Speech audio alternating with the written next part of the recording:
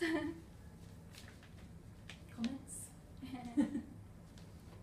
How long ago did you go to South America, like Indonesia? I went to Latin America in 2013. And Indonesia was a follow-up, was it? Yeah, I've been travelling on and off since I was 24, so 10 years ago, but I've done it in different ways. So I worked in Australia, I worked in New Zealand, and then I did backpacking around Southeast Asia. My first trip on my own was in 2013 in Latin America, where I did backpacking and volunteering. And then I came back here, I worked for a while, and went off again to other parts of Asia. That's when I recently did the trip, travelling back with no money. How long ago was it that you had these awful experiences before you went off to... It was, the first time was in 2006, and then the second time was in 2010, and then the third time in Brazil was in 2013 when I was in Latin America. And then the burglaries were 2010 as well, and when I was mugged, yeah. So it took you 3 years to sort of break out of the terrible experiences too. Yeah, I found a lot of it was like the really important thing for me from travelling was getting perspective, and Latin America is a really wonderful place for that because people are so open, and it's not like here where it's like a taboo subject to talk about some, an attack or something awful that's happened to you. In Latin American culture, people just really talk about things openly, and they think it's important to share and then help each other to get through those experiences. I had a relationship with this guy in Bolivia, and one of the first things he said to me was, I think you need to see a psychiatrist because these experiences have affected you. And I was kind of like, no, really? But it made me get a little bit of consciousness that they had affected me, but I just tried to pretend that they hadn't. And after that, I didn't see a psychiatrist, but I started talking about it more openly with people and listening to their perspective on it and trying to heal myself, I guess, which eventually I managed to do over time. So what are you doing now? What next? Well, when I was working in Cardiff before, I worked for an insurance company and I had a really awful experience there. It was really heartless and soulless, and that was one of the reasons I decided to go off on my last trip. And after I went on that trip, I was travelling on a really small budget. I kind of realised that money is not so important. The most important thing is doing something that you believe in and being happy. So now I've decided to be a speaker for Amnesty International and talk in schools on human rights. I want to go later this year. I'm doing some fundraising to go later this year to talk in developing countries, because actually issues affecting women is just so much more important in places like Bolivia, in places like India, where in many parts of those countries women are still treated as second-class citizens. Abuse, sexual abuse and violence is really common, but the women think it's normal and they don't think that they deserve any better. So I want to go and do talks to kind of show that you don't have to put up with a life like that, and it's obviously going to affect you and you need to get over those experiences to be like a happy and more free person.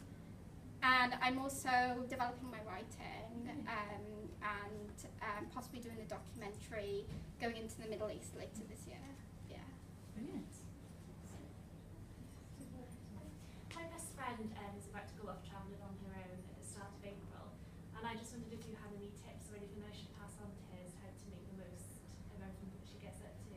I would say not to have too much of a schedule. I found the most liberating and how I learned the most from travelling was just by being quite free and not having so much of a plan, because what you sometimes find happens is that you meet somebody who shows you some really cool photos and you're like, oh wow, I really want to go there. But if you've got a schedule and somewhere to get to, then you kind of can't.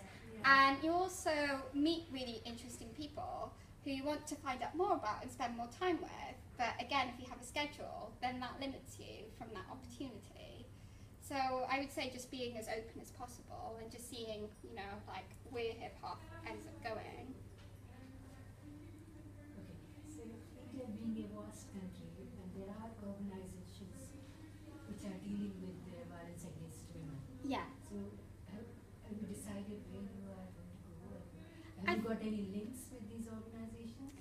I think the first place I would like to go is back to Bolivia, because I did do social work there in the Amazon jungle, and I really experienced some awful stories. Like there was one 13-year-old girl that I was faced with who'd been raped by her stepfather, and it was just considered really normal I was working for the protection of young people. And even by the director, it was just considered really normal, and I was the only person there that was like, this is just awful, and nobody seems to be batting an eyelid at it. That's how normal it was within the culture. And I realised they do have laws in place now where it's illegal to hit women, these things are illegal. This only came in place in 2013, so it's very new. But what the most important thing is changing the culture and changing the mentality of the women a lot of the time as much as the men, to say that it's not acceptable to behave in this way. Women have equal rights to men, and they have an equal right for their own safety. A lot of the abuse sadly happens within families.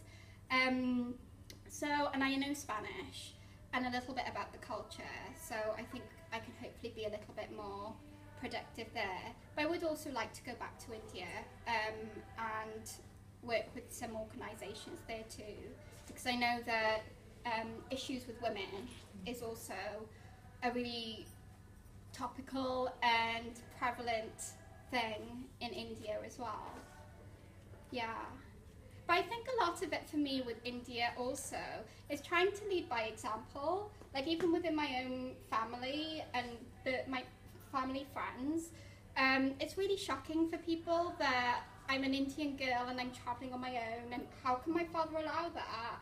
And that's really good because it pushes boundaries. A few Indian newspapers have written about it, and people have really, said to my dad, how can you allow her to do this? And my dad's like, I can't stop her, she's gonna go whatever I say. But I feel like it's positive because maybe it'll mean the next Indian girl that wants to explore and not go straight into a job or straight into a marriage, their parents will think a little bit more and think, oh, I remember reading a story once about a girl who did that and she became a lot happier as a result of it.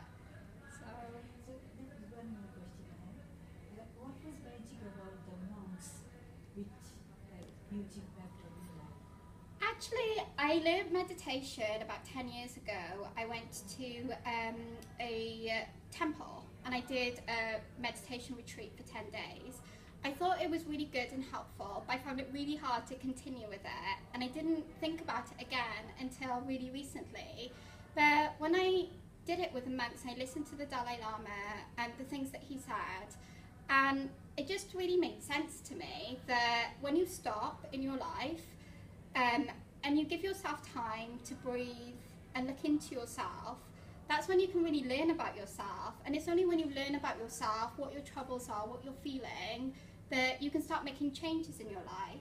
Like some people say to me, well, what do you suggest to people who don't have the opportunity to travel like you?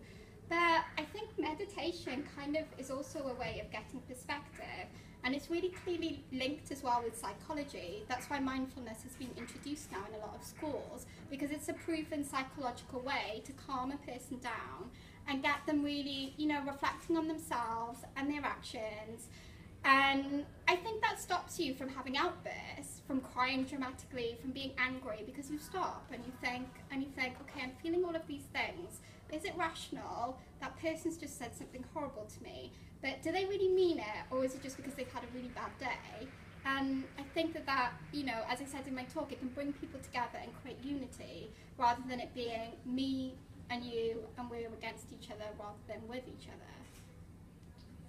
Yeah. You saw the Dalai Lama, did you say? Yeah. This was in India, in the mountains. Yeah, it was one of my intentions. I was only in India a month, but it was one of my intentions to hear him speak. And it was really magical. I think modern day India is very confusing, because there's a lot of industry, there's a lot of commerce, there's a lot of litter, and a lot of other parts of India. I was really disheartened because, I don't know, I'm sometimes an idealist and I expected it to be this magical dream, and it was only until I got to the mountains of the Himalayas and I I went to the temple of the Dalai Lama, and not just him, but the entire community that was around him. You know, you'd have like monks, like these monks like put their shoes underneath me so that I wouldn't be sitting on the floor and I could be more comfortable. They'd have a bread roll and they'd break it in half to share it with me. And they just adopted that virtuous living in every aspect of their life.